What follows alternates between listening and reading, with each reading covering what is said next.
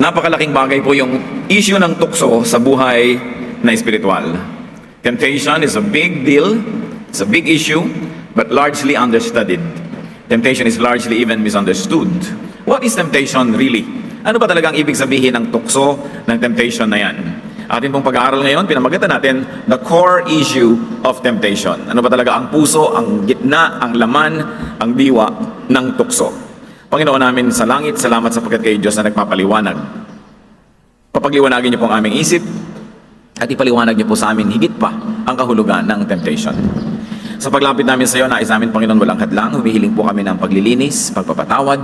Buuin niyo po ang aming mga kasiraan, ituwid ang aming mga kalikuan, linisin ang mga karumihan namin. Patawarin niyo po kami sa mga kasalanan namin, sa mga pagkukulang, sa mga pagkahibang at pagkalasing sa buhay, patawarin niyo kami. Nais naming magbalik loob sa inyo, bigyan kayo ng pinakamagandang pagsamba, pinakamagandang attitude, Panginoon. At nais namin kayo maging sentro ng aming buhay. We enthrone you in our lives, rule as King, guide us and love us as Father. Lord, move in our midst and heal us, teach us, protect us from lies and falsehood. And also, Lord, we ask you, protect us from evil men, from evil spirits, and from our own weaknesses. Lead us, teach us. In the name of Jesus, your Son, our Lord, we pray. Napakalaking issue po ang temptation at makikita natin ang dalawang uri ng temptation na siguro ay pwedeng pagkuhanan ng maraming mga prinsipyo sa pag-unawa at sa pakikihamok at pakikibaka dito sa tinatawag nating tukso sa buhay. One of the greatest references is the temptation of Jesus, the so-called temptation of Jesus. Here we see clash and tension and warfare. We see the Spirit of God moving against the spirit of the devil, or more precisely, the spirit of the devil attempting to clash against the Spirit of God. And the very battleground was the person, the mind, the body of Jesus. Ang lahat ng giyera ay mayroong battleground. Itong temptation na ito, ang battleground ay ang isip, ang buong katauhan, ang buong espiritu, ang katawan ng Panginoong Jesus. Matthew chapter 4, verse 1. Then Jesus was led by the Spirit into the desert to be tempted by the devil. Pagkatapos si Jesus ay dinala ng Espiritu sa ilang upang tuksohin ng Diablo. Nakikita po natin dito yung interaction ng good and evil, the interaction between the Spirit of God and the devil, that it was the very Spirit of God that brought Jesus to the desert, thereby to be tempted by the devil. So meron ito na interaction of the two forces. And let's take a look at the phases and the forms of the temptation of Jesus. Sa atin pong pagbabalik tanaw dito sa panunukso kay Jesus ay maaari tayong makakuha ng mga prinsipyo na pwede natin gamitin sa sarili nating buhay at sa mga tukso na ating natatanggap. First of all, the first temptation was about bread. May kinalaman sa tinapay na siyang pagkain noon sa Israel. Kung ano man ang pagkain sa anumang kultura, yun ang katumbas nito. Matthew 4, 2-4. After fasting 40 days and 40 nights, he was hungry. The tempter came to him and said, "If you are the Son of God, tell these stones to become bread." Jesus answered, "It is written, man does not live on bread alone, but on every word that comes from the mouth of God." So here, the deeper concept of the temptation was the clash between two ideas. It was not just about bread. One was the idea of Satan. If you are the Son of God, tell these stones to become bread. It was Satan's idea. It was Satan's word. So ang isinagot ni Jesus, it is written, man does not live on bread alone, but on every word that comes from the mouth of God. Not the word that comes from the mouth of Satan, but the word that comes from the mouth of God. And Jesus was quoting Deuteronomy chapter 8, verse 3. So Satan offers a word, the Lord counters it with another word, and this is the word of God as recorded in the Bible. So word against word. There was a genuine need, obviously. There was a genuine need for food because Jesus was hungry. But Jesus' answer was, it is written. He was going to refer not to the word of Satan, not to his need at the moment, but to what was written in God's word. So there was this bread versus word, bread which was physical versus that which is spiritual, the word of God. But then again, don't be deceived. The bread is not only physical. The bread is a physical representation of a spiritual reality, of a spiritual situation. So this is really spirit against spirit, except that the bread is a prop that represents another spiritual reality. The temptation here is really about the source of idea. It's not the idea itself. The idea of bread, the idea of eating bread was a given. It was good. It was not bad to have bread. Pero saang nagmumula yung ideya na magkaroon ng bread at yung pamamaraan? Nagmumula yung ideya 1 from Satan. At meron nagmumula ideya number 2 from God. The temptation was which source of idea to subscribe to. Dapat nating palalimin at pataasin ang pagbasa ng mga verses na ito, hindi lang tinapay ang panagyagirahan, kundi kaninong manggagaling ang tinapay na ito. Another concept of the temptation of Jesus was about safety. It was about jumping. Matthew 4, 5-7. Then the devil took him to the holy city and had him stand on the highest point of the temple. If you are the Son of God, he said, throw yourself down. For it is written, he will command his angels concerning you, and they will lift you up in their hands, so that you will not strike your foot against a stone. Jesus answered him, it is also written, do not put the Lord your God to the test. Ito pong temple sa Jerusalem, merong isang side, the eastern side, na nasa ibabaw at taluktok ng bundok. Kasi ang Jerusalem mismo, ibabaw ng bundok eh. At sa ibabaw na yon, meron pang isang burol, at nandun sa ibabaw nun yung temple. On the eastern side, pagka tumingin ka dun sa pader ng templo, at ikaw ay yumuko sa labas nun, napakalalim na bangin. On the southern, on the northern, on the eastern sides, hindi ganon. But on the western rather, but on the eastern side, bangin agad, matarik na matarik. At ihalos katapat nung bangin na yon, yung wall. And on that wall, may toring kataas-taas. That was the tower that Satan was talking about. Sabi niya, kung anak ka nga ng Diyos, akyatin mo yung tore na yan na pagkataas-taas, tapos tumalon ka. Hindi lang siya mahuhulog sa patio o doon sa ground ng temple, doon siya mahuhulog sa bangin na mas mababa pa kaysa sa floor level ng temple. At doon sa baba nun, doon sa valley, nandun yung Gethsemane. Nandun yung mga oliba, nandun yung mga garden na pinag-uusapan na Garden of Gethsemane. Pero puro bato-bato yun. Matatalim na bato. At malalaglag ka siyempre doon, mamamatay ka. Kung may mga gusto na magpakamatay, doon sila tumatalon. At sabi ni Satan, bakit hindi mo subukin? Total, anak ka naman ng Diyos, di ba? Patunayan mo, tumalon ka. Sabi naman kasi sa Bible sabi ni Satan, sasaluhin ka ng mga anghel kung ikaw talaga ang anak ng Diyos at hindi papabayaan na ni ang paa mo, ni ang sakong mo, mabundol sa bato. Sasaluhin ka. Satan was quoting the word of God, Psalm 91, 11-12. Sa lagay, si Jesus lang magko-quote. Nag-quote siya nung una, si Jesus. Pangalawa, quote din si Satan. No? Pero sabi ng Panginoon, it is also written. Hindi lang yung sinasabi mo na written, may written pa, do not put the Lord your God to the test. Jesus was quoting Deuteronomy 6:16. Battle of wits to. Paramihan ng alam na verse. Kumusta kayo mga kapatid? Kumusta tayo pagka nag-battle of wits ng mga verses? May makukot naman kaya tayo dyan. Kasi ang tunay na labanan, gaano mo kaalam ang salita ng Diyos? Kasi kung alam mo yon, meron kang ilalabas sa sandata. Kung wala kang alam, ibibigay mo lang opinion mo, idea mong baka balibaligtad pa at halo-halo, ano ngayon ang ilalaban mo? Here the issue was vanity. Yabang, pride. Kung talagang anak ka ng Diyos, patunayan. And the answer of Jesus, it is written. Dapat natin pansinin dito na si Satan naman nag-quote na ng it is written. Huh? So now this is a battle of Scripture versus Scripture. The Word of God versus the Word of God. But can that happen? No, because the Word of God cannot contradict itself. But the interpretation and application of the same Word can actually make war with God. And that was Satan was doing. Yung mismong salita ng Diyos, binabaluktot, nililiko para kontrahin yung ibang mga salita rin ng Diyos. At kadalasan, ganyan yung giyera na nangyayari sa pare-parehong Kristiyano na nagpapagalingan, pare-parehong may kinukot na verses. Ang actually nun, labanan lang yun ng hermeneutics, labanan ng interpretation at ng application. Kaya dapat ang tao matalino, hindi ka basta nakikinig, nagsusuri ka at nag-aaral. This was Psalm 91, 11-12, being made to clash against Deuteronomy 6:16. Word versus word. But obviously, the case of Satan was a misquote. It was out of context. It was misapplied. It was misinterpreted and very maliciously being misused. So ano ang giyera dito? Ano yung temptation? It is the source, the nature of the motivation. Tatalon ka, anong motivation mo? Para lang magyabang. So hindi na pinagtatalunan ngayon na biblical ba yung sinabi ni Satan, biblical ba yung sinabi ni Jesus. Kundi, sige, parehong biblical, pero bakit mo naman gagawin? Ba't ka naman tatalon? O sige, parehong biblical, magpalaki kayo ng church, magparami ng member, pero ba't mo gagawin? Dahil ba sa yabang? O dahil ba talagang mahal mo yung salita ng Diyos? Marami tayong pagtatalo dyan verse against verse. Hindi yun ang pangtatalunan. Anong motivation mo? Bakit mo gustong gamitin ang verse na yan? Nangyayari yan when we want to manipulate people, we quote a verse para yung lakas ng Diyos ang banggain niya at definitely mananalo ka kasi nagtago ka sa lakas ng Diyos.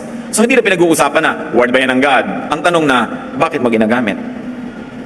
So the real temptation here, brothers and sisters, is to misuse the word of God. Hindi na about jumping. Sige, grade 1 meaning jumping. Pero kailangan pataasin, hindi naman tayo grade 1 eh.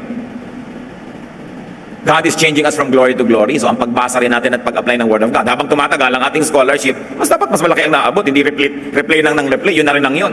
You hear the same verse being preached every day, every year, yun na lang nang yun, ng application, hindi ka lumalaki. So ang tunay na temptation dito, ano ang ating motivation when we quote from the Word of God?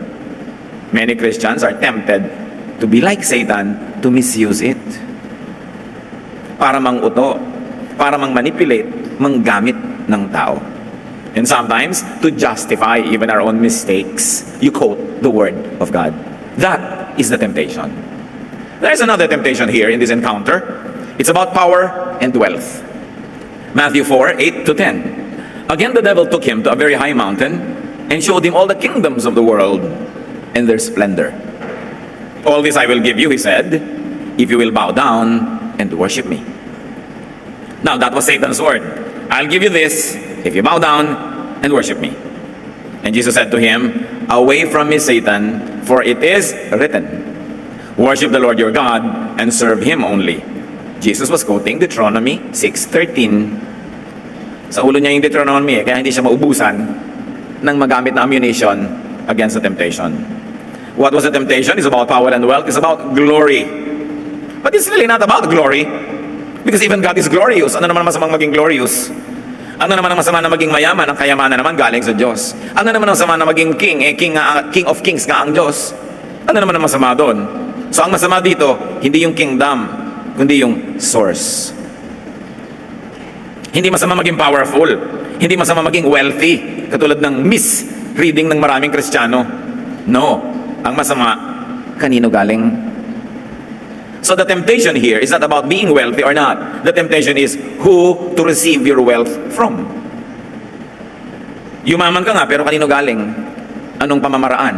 Pamamaraan ba ni Satan o pamamaraan ng Diyos? Salita ba ni Satan ang iyong ginamit para ka umunlad, maging makapangyarihan? O salita ng Diyos? So hindi kung umunlad, mayaman, makapangyarihan ay masama. Ang tanong lang, kanino galing? So the essence and the spirit of temptation is all about the idea. The real battle is in the mind. Pag may temptation, mga kapatid, ganito yung nangyayari. The devil offers an idea, katulad ng temptation ni Jesus. Jesus counters the idea with another idea, very specifically with the written idea of God. Yun ang labanan. Idea against idea. The true evil was not bread, because even Jesus ate a lot of it in his lifetime. The true evil is not about safety, because even Jesus was kept safe and protected by heaven lots of times in his ministry. The true evil was not glory or power, because Jesus and God the Father had it and continue to have it.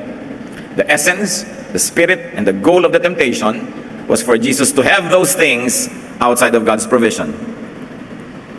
Yun ang tunay na temptation. Magkaroon si Jesus ng bread, magkaroon siya ng glory, magkaroon siya ng power, magkaroon siya ng safety from the devil. Pagka tayo naaalok ng ganyang mga bagay, ang itatanong nyo agad, saan galing? Anong pamamaraan ang kailangan kong gawin para mangyari yan? Gusto kong manalo sa isang contest, anong paraan ko? Kanino ako hihingi ng power? Gusto kong magwagi? Gusto kong maging bida? Gusto kong maging sikat? Anong gagawin ko? The real essence of the temptation was to subscribe to another idea, to another philosophy, to another school of thought. In other words, another word, the word of Satan. And the word of Satan, nagmamadali. Idea niya yan, philosophy niya yan. Sabi niya, kung gusto mo, gawin mo agad na tinapay ang bato. Alam natin na nung natapos yung temptation, angels came and ministered to Jesus. And doubtlessly, nagdala sila ng bread. Pero may panahon. Yung pagmamadali, mas madalas kay Satan yan. Kasi kung tayo ay makadiyos, lahat may panahon. May panahon para maghanda ng gamit mo ngayong gabi para bukas hindi ka nagmamadali. Kasi handa na. May panahon. Pero ang style ni Satan, madalas, nagmamadali. Kasi ang nagmamadali, nagkakamali.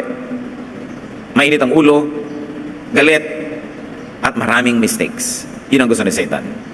Anong philosophy ni Satan? Get rich at once. Ngayon na, maging powerful ka. I'll give you all this kingdom, but bow down to me, worship me. Mga instant money. Yung wala kang kahirap-hirap, nagkapera ka. Yan ang ginagawa ng mga nandaraya. Yan ang ginagawa ng mga nangwa 1, 2, 3. Yan ang ginagawa ng mga nagbebenta. Ang ibinebenta nila, may daya ang timbang, may daya ang quality. They want a lot of money, but whose ways? The ways of Satan. So, the temptation is to subscribe to another style. Not to have money, but to subscribe to Satan in order to have it. That was why Jesus' consistent reply was, it is written. Sabi niya, oo, kakain ako, pero sa paraan ng Diyos. Oo, magkakaroon ako ng glory and kingdoms, pero sa timing, sa paraan ng Ama sa langit. Oo, magiging ligtas ako, pero sa paraan ng Diyos. At hindi ko ilalagay ang sarili ko sa walang kakwenta-kwentang panganib para lang mapatunayan na ililigtas ako ng Diyos. That was the way. So the Lord in effect was saying, oh, I subscribe to what has been written. I subscribe to an already set philosophy and reality and frame of mind, so why try to entice me to subscribe to another? Dapat nating namnamin yun. Balikan natin ang mother of all temptations. Kung merong mother of all temptations sa New Testament, meron din sa Old, the temptation of Eve and Adam. Genesis 3, 1-5. Now the serpent was more crafty than any of the wild animals the Lord God had made. He said to the woman, did God really say, you must not eat from any tree in the garden? You see, Satan was trying to question the idea of God that Adam and Eve should not eat fruit A. So, ang ina-attack ni Satan, hindi Diyos, yung idea. Talaga nga ba? Sabi nga ba? Verse 2. The woman said to the serpent, we may eat fruit from the trees in the garden, but God said, you must not eat fruit from the tree that is in the middle of the garden. And you must not touch it, or you will die. You will not surely die. So Eve says, God said will die. Satan says, you will not. This is idea against idea. The serpent said to the woman, for God knows that when you eat of it, your eyes will be opened, and you will be like God, knowing good and evil. There was idea one of God, don't eat. Satan offers a contradictory idea, eat. Hindi mo kailangan maging malinaw ang mata para makita mo na naglalabanan yung dalawang ideya. Eat, don't eat. Mahirap bang maintindihan yon?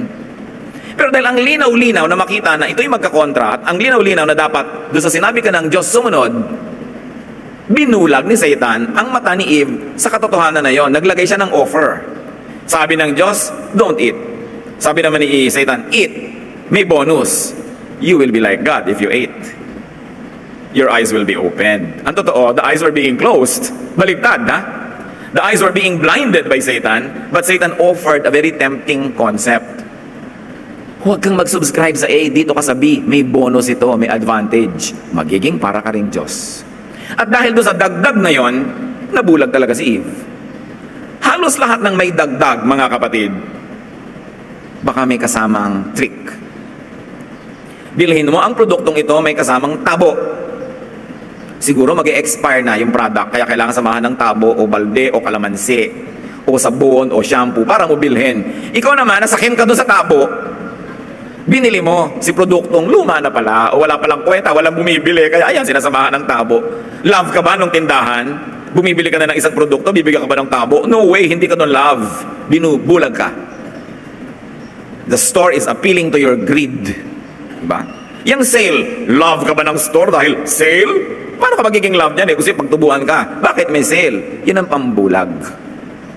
Usually mga sale sa lean months, lean season, yung walang namimili.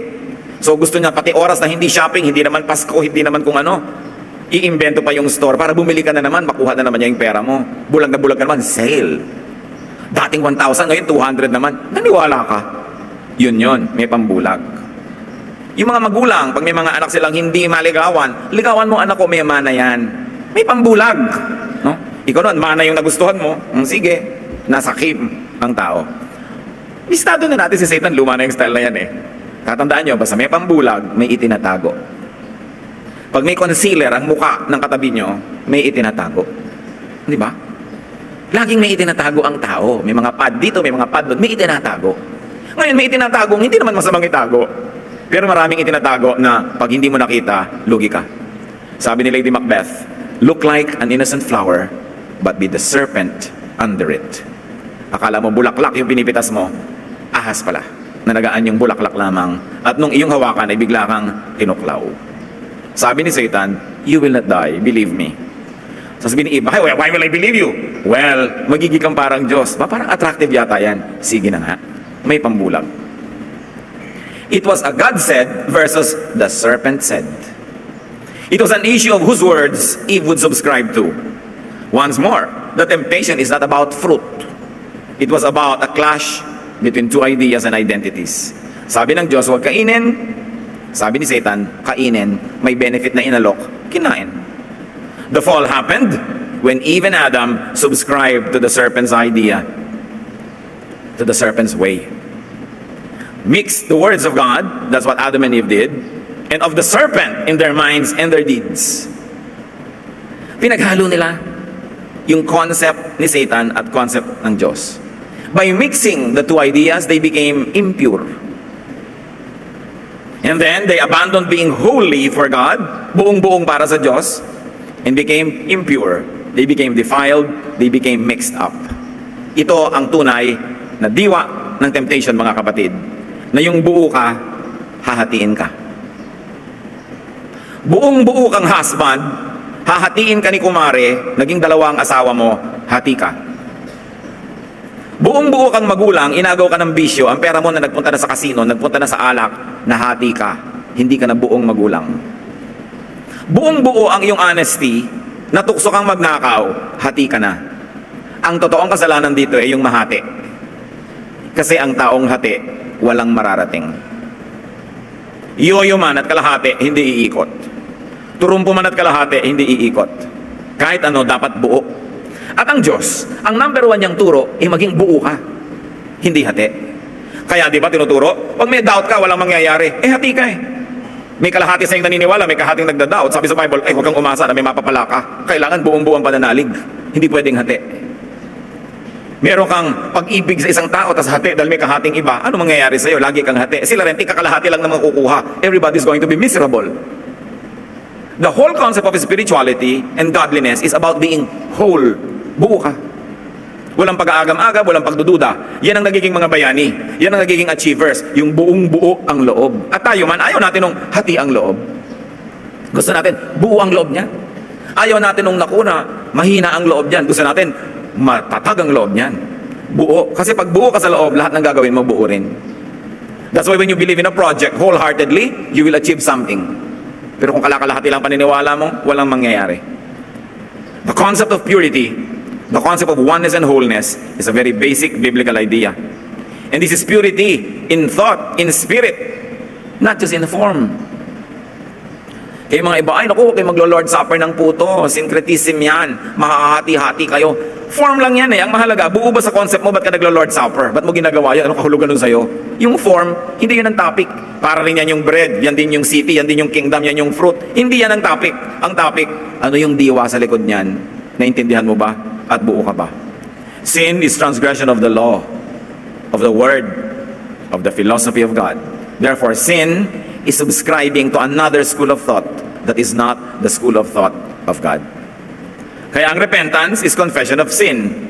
It is cleansing from impurity, elimination of impurity, the restoration by returning to the one word, one idea, one mind. Kaya pati sa New Testament, itinuturo, one church, one faith, one baptism. Ibig sabihin, oneness. Lagi sasabihin, you should be one. Don't be divided. Hear, O Israel, God is one. So ang tanong, buo ka ba kapatid? Husband ka, dapat of one wife para buo ka. Dapat ikaw kung janitor na janitor ka, anong ibig sabihin? Ginagawa mo lahat ng duty mo, pero yung text ka ng text, hati ka nun. Binabayaran yung oras mo para maglinis, text ka ng text, layas ka ng layas, takas ka ng takas, hati. Guardia ka, binabayaran ka para magbantay, tapos tulog ka, hati. Huwag mong asahan na pagpapalayan ka ng langit. Madaya mo man ang employer mo, magpanggap ka manggising, pagtakpan ka man ng mga kasama mo, ang Diyos ba, hindi ka halata, hindi ka bistado, kanino ba manggagaling ang blessing, di ba sa Diyos? So huwag kang umasa na pagpapalain ka. Kailangan ang isip buo. Romans 12:2, do not conform any longer to the pattern of this world, but be transformed by the renewing of your mind. Kailangan baguhin ang isip, gawing isa. Then you will be able to test and approve what God's will is, His good, pleasing, and perfect will. So, anong ibig sabihin nito? That the mind, na naligaw ng landas, kung kani-kanino nakinig, kung kani-kanino sumunod, ano yung pagbabalik loob sa Diyos? Ibalik ang utak sa Diyos. Be changed by the renewing of your mind. Mag-isip ka uli according to the thoughts of God. I-apply mo uli sa buhay mo ang philosophy of God, methods of God. Yun ang pagbabalik loob. Hindi di pa ng dipa, dasal ng dasal, praise the Lord. Hindi yon. Ibalik mo ang takbo ng utak mo, umaayon at sumusunod sa utak ng Diyos. Iyon ang kabanalan. Hindi yung long sleeves, hindi yung nakasarayang damit lagi na para kang ibuburol, hindi ang lahat ng kanta mo'y mababagal lang at mahihina. Hindi yun ang kabanalan. Ang kabanalan, ang kalinisan, ang pagiging buo, buo ang isip mo nakasunod sa pag-iisip ng Diyos. It is in the mind. Napaka-importante. Kaya sa Luke 8:1-2, after this, Jesus traveled from one town and village to another, proclaiming the good news of the kingdom of God. The 12 were with him, and also some women who had been cured of evil spirits and diseases. Mary, called Magdalene, from whom 7 demons had come out, ... So anong ibig sabihin na si Mary ay naging mananampalataya, natanggalan ng 7 demonyong nakatira sa kanya? Kasi may Diyos, tapos may 7 demonyo, 8 ang tinig na sinusundan niya. Kailangan palayasin yung 7 para ang matira lang isa. Maging buo uli siya. Therefore, siya ay anak na naman ng Diyos sa turing at sa katotohanan. Ilan ang nakatira sa ating mga demonyo? Ilan ang tinidinig natin? Ilan ang sinusunod natin? Kung ikaw ay anak ng Diyos, palayasin lahat yan. Isa lang ang sinusunod. Hear, O Israel, God is one. And there's only one God. Kaya doon ka lang nakasubscribe. So in a higher level of reading, temptation is not just about bread. It's not just about jumps and kingdoms and wealth. Dahil yun naman hindi masama eh. Kung yun lang per se, no. Temptation is this, and let me be repetitious. It is about who you subscribe to. Kanino ka nakikinig? Whose ideas, whose ways, whose word. Now be careful with God's word being misquoted, because even Satan did that. Temptation is about not being pure or one with. It's not being true to your identity. Ang tukso lagi, hatiin ka. Estudyante ka, hahatiin ka na maglakwatsa para hindi ka maging estudyante half of the time. Tukso yon. Empleyado ka, ang tukso, maglakwatsa ka, nahati ka.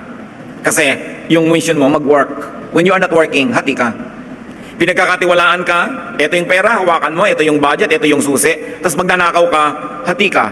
Kasi pinaglalaban mo yung trust at saka yung untrustworthiness. Hukom ka, pinagtitiwalaan ka na magiging fair, tapos ibebenta mo yung desisyon mo, hati ka. Siguro naman, di ko na kailangan isa-isahin pa ibig sabihin ng mahati. Anak ka, pinagtitiwalaan papasok sa school, tapos lakwatsyang ginagawa mo, hati ka. Asawa ka, alam ng asawa mo, nasa trabaho ka, yung pala nasa motel ka, hati-hati ka. Yun ang tukso, mahati. Ayaw ng Diyos ng hati-hati. A one-half Christian is one whole nonsense. So we have to be pure versus impure wife or husband, employer or employee, friend, believer, church member. Member ka na isang church, hindi ka naman fully nagsusupport, hati ka. Kasi member ka, dapat nagpa-function ka eh. Hati. Yung mga iba, pati blessing, ninanakaw. Uupo dyan, mabe-bless. Tapos hindi man lang mag-o-offering, hindi ninakaw mo yung blessing. Karinderya man at umupo ka para kumain, di ba dapat magbayad ka? Yung pagkain lang yun ng katawan, yung pagkain ng kaluluwa, alangan man nakawin mo yun. Sa palagay mo, may nakakalusot, kala lang natin. Sikap ka ng sikap wala rin, nasunugan ka pa ng bahay, mas lugi ka pa. Lumubog sa baha ang piano, ayan, ayaw tumugtog, tungtungan mo sa baha ng pakinabangan ng piano. Maraming ginagawa ang tao, kaya siya may problema kasi hati siya. Maraming psychiatric problems kasi hati yung tao. Bakit hati? Gustong-gusto niyang maging artist. Pinilit ng tatay maging engineer. Hati. Hindi naman talaga siya yun Pinilit mo maging iba. Hati. Pagka gusto mo mag-aral, ang tanong agad ng magulang, ano magiging trabaho mo dyan sa pag-aaralan mo? May trabaho ba yan? May sweldo ba yan? Nasa plantilla ba yan ng City Hall? Pag wala, ayaw ni magulang. Alam niyo, maraming magulang sila ang dahilan kaya hati ang anak. Ayaw nilang pagbigyan kung ano yung likas, ano yung totoo, ano yung talent, ano yung inclination. Ipipilit nila, dentist tayong lahat, kailangan maging dentist ka. Bakit ka magbabalay dancer? Walang pera dyan. O nag-dentist, pero hati. Nung 60 years old, nasa mental hospital. Kasi hati, ayaw na ayaw niya makakita ng mga ngalangala, tapos yun ang papatingnan mo sa kanya habang buhay dahil lang may kita doon, hati. Mga kapatid, mag-isip-isip tayo ha, baka kayo hati. Kung kayo 40, 50, 60, hati pa rin hanggang ngayon, o nauubos ang panahon nyo para maging buo. Baka kamatayan nyo na lang na hati. Kailangan gumawa tayo ng paraan na maging buo. Kahit na lang 2 days before you die, maging buo ka man lang para pagharap mo sa Diyos, yung dala-dala mo buo. It's your duty to yourself na mabuo. Sundin ang iyong mga pangarap. Pagyamanin ang iyong mga natural talent. Hindi ka dapat napipilitan dahil lang pinilit ka ng mundo. Bawat isa tayo ay mananagot din sa Diyos. At dapat natin pinapayagan ng kapwa natin na mabuo. Huwag natin ipilit sa kanya yung concept natin para lang sa tingin natin buo siya, pero siya alam niya hindi siya buo. Kasi hindi siya totoo. Alam ng Diyos kung ano yung totoo sa atin. At siya naman ang lumikha ng katotohanan na yun. So pag tumatagi ka, tumatalikod sa katotohanan na yun, parang binaliwala mo na rin yung plano para sa'yo ng Diyos. So be whole. Be one with your heart, your mind, your body. Dapat yung iyong feelings, yung iyong thoughts, at yung iyong activities magkakatugma para buo ka.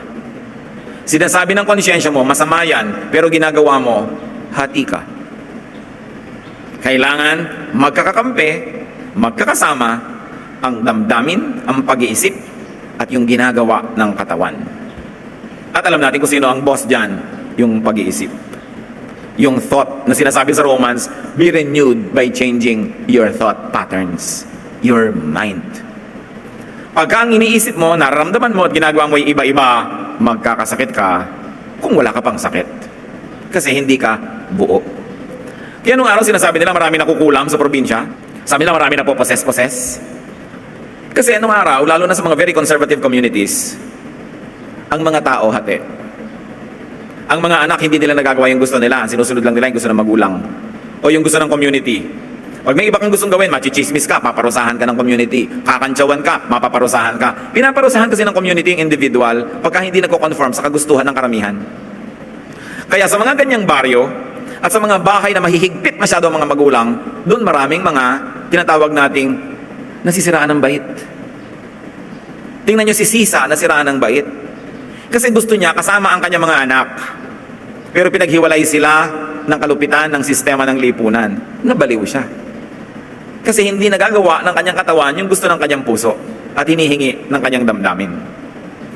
Sa mga pamilya na ang hihigpit ng magulang, biglang dyan yung may mga nakukulam, kung ano na nangyayari, minumura bigla ng anak yung magulang, kasi possessed, pinagpapasensyahan, kasi possessed. Ang hindi alam ng marami, hindi naman talaga possessed yun. It is a psychiatric situation wherein the reality in you could not be given space to express itself, therefore it does something to be able to express itself, nagiging luka-luka, nagiging possessed kunwari, para magawa pa rin yung gusto. Because there is a lot of repression. It is a coping mechanism. Pati ang kabaliwan is a coping mechanism. Sa Noli Me Tangere, si Piloso Potasio, iniisip ng mga tao baliw. At tinanong siya ng isang matalinong kabataan, bakit mo hinahayaan yun? Akala nila baliw kayo. Sabi niya, kasi habang iniisip nilang baliw ako, pwede ko sabihin lahat ang gusto ko sabihin. Kaya hindi bali ng isipin nilang baliw ako, masabi ko lang yung gusto ko. Kaya sa akala nila, hindi ako baliw, pero lahat ng gusto kong sabihin, sinisikil ko. One of the greatest gifts that we can give to our fellow men, especially to your loved ones, is to allow them to be true to themselves. Para hindi na sila kailangan mabaliw o mapossess pa. At kung ano-ano pa. Nakita niyo yung panahon ni Jesus, ang daming possessed. Kasi very repressed yung society noon. Wala kang magawa. Pinaghaharian ka ng magulang, pinaghaharian ka ng templo, pinaghaharian ka ng gobyerno. May gobyerno pa ng Israel, may gobyerno pa ng Roma. Pinaghaharian ka ng tradisyon. At ikaw ay pinaghaharian ng sobrang kahirapan. Hindi mo na magawa ang gusto mo. Kaya ang dami, akala nila possessed. But those are just repressed people. And their subconscious does something so that they could be real to themselves. Yan ang temptation, mahati. Kaya maging sa pananalig, dapat buo.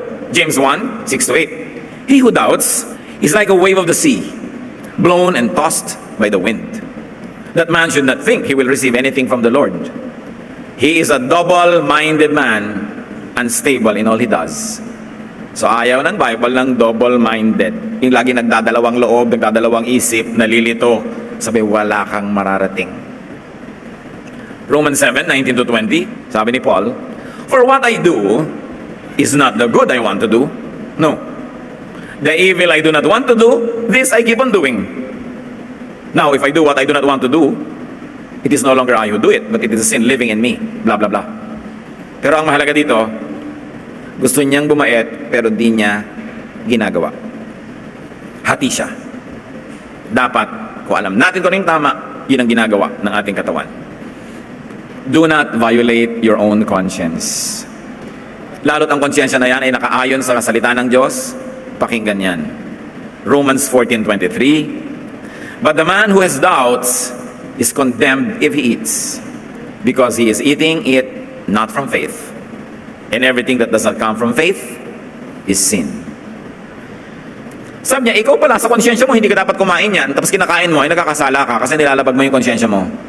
Pero siya, sa konsyensya niya, hindi naman siya nababother, hayaan mo siya, hindi niya nilalabag ang konsyensya niya. Kaya kailangan, ito yung tinasabi dyan, makinig ka sa iyong tinig. So temptation is to be divided, to be confused, to be cut off from God's ways and thoughts, to be untrue to one's godly identity. And it is to be submissive to Satan's thoughts and ways. It's not the bread that's the issue. The issue is, who do you believe in? So saan tayo hati, mga kapatid? Between good and evil? Dapat pa bang hati ang tao dyan? Hindi pa ba malinaw yan? Between God's ways and Satan's ways? Between our true godly identity and the distorted identity being dictated by the world? Like your identity as a husband, di magpaka-husband ka. Tatay ka, di magpaka-tatay ka. Anak ka, magpaka-anak ka. Pag yun ay binaligtad mo, yun ang tunay na temptation na ating sinunod. Ama namin sa langit, nawa ang mga ideya na ito ay lubos naming maunawa. We ask you, Father, to enlighten us, to empower us, so we can move on to higher levels of application of your word. Makita namin, Panginoon, na ang temptation ay yung naghahati sa amin. Turuan mo kami, Panginoon, na maging buo sa kabutihan, buo sa pagiging makadiyos, buo sa iyong panig, at hindi namin ipinahihiram, ipinamimigay ang kalakalahati ng aming puso, kalakalahati ng aming katawan, ng aming paglilingkod, ng aming oras, maging buo kami. Magbulay-bulay tayo, mga kapatid, kung ano pa ang mga kahulugan nito sa ating mga personal na buhay. Gugulin ng ilang panahon, pag-isip-isipan at pakinggan ang tinig ng Espiritu.